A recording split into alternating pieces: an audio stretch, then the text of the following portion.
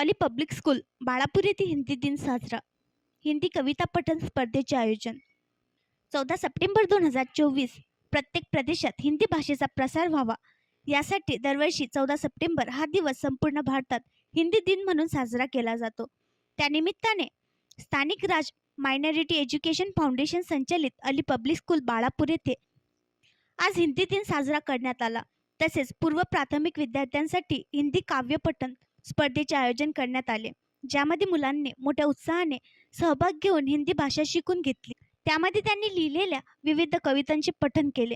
या निमित्ताने शाळेच्या सांस्कृतिक समितीच्या वतीने कार्यक्रमाचे आयोजन करण्यात आले होते, ज्यामध्ये शाळेच्या मुख्याध्यापिका अंबर काझिम, प्रभारी शहाजन मेहरा आणि नूरीन हिबाब प्रमुख उपस्थित होते. तर अल्मास मुझल्मिल आणि इफ्रा नोमान अन्सारी यांनी परीक्षकांची भूमिका बजावली.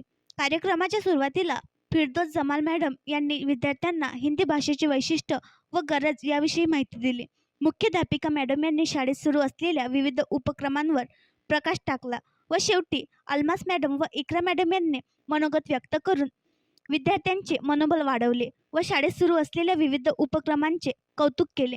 कार्यक्रमाचे सूत्रसंचालन इफ्फत जमाल यांनी केले, तर आभार प्रदर्शन महिदा समरीन यांनी केले.